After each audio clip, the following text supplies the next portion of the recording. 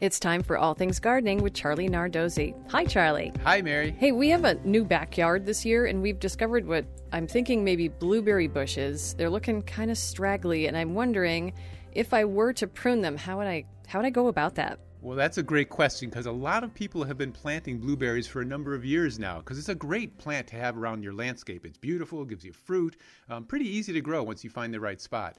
But you do have to prune it eventually. So the nice thing about blueberries is if they're young, if they're only, say, less than 5 years old, you really don't have to do much pruning other than to remove the dead, diseased, and broken branches. But if it's older than that, if it's 6, 7, 8 years old or older, then you've got to prune to rejuvenate it. And the first thing you have to understand is you want to have a mix of young, middle-aged, and old branches on your plant to get the best production. The young ones tend to be those smooth-barked ones that are either yellow or red colored. The middle-aged ones are turning kind of gray, and then the old-age ones are gray and peeling. So it's pretty easy to know which ones you have. You want to have a mix of those on there. So the next thing you do is you look at those ones that are old and you look at the tops where the buds are. And you can tell the flower buds even this time of year because they're big and fat. All the leaf buds are much smaller and tight to the stem.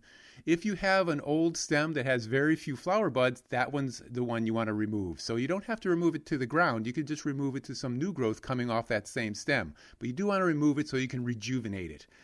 You don't want to do too much of that, of course, all in one year, but that's the idea behind it. You also want to take off any of that little twiggy growth you might have that's kind of growing towards the center, really crowding the plant. Just cut it back to a branch, a side branch, or cut it back down to the ground.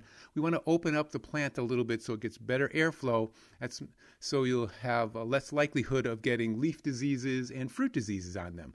So doing that this time of year is the perfect time to do it. And once you've done it, you'll see your blueberry will grow even better.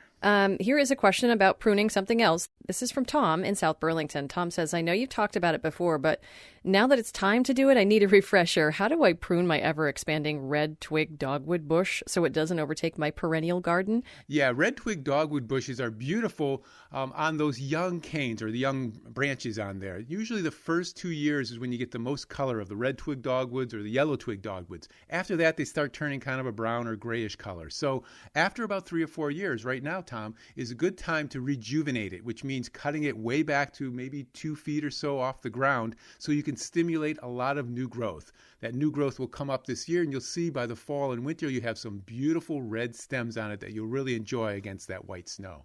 And Brian in Salisbury wrote in with some moss comments for you. He says, Charlie Nardozzi talked about growing moss this past week, and he's loved moss gardens for decades after seeing photos of great ones in Japan. At the end, Charlie mentioned Irish moss. That's the problem of using common names since the name is used for other low-growing mat-type plants as well. All need more sun than moss does, and they like to have well-drained soil. Also, they all flower.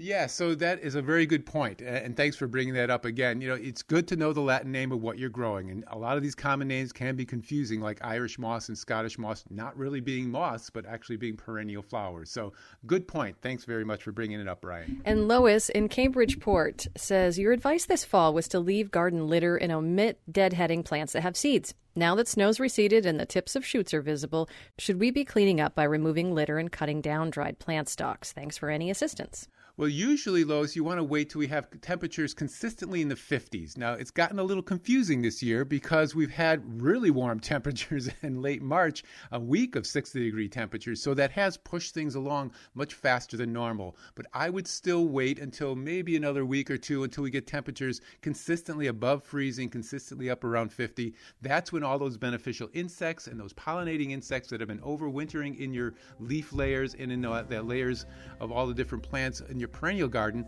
that means at that point they've kind of evolved and they've removed themselves from that spot so you can clean it up safely without harming them, add some mulch and add some compost. Okay, if you've got questions for Charlie, you can send them to us. Visit vprorg and search for All Things Gardening. Thanks, Charlie. You're welcome, Mary, and I'll be seeing you in the garden.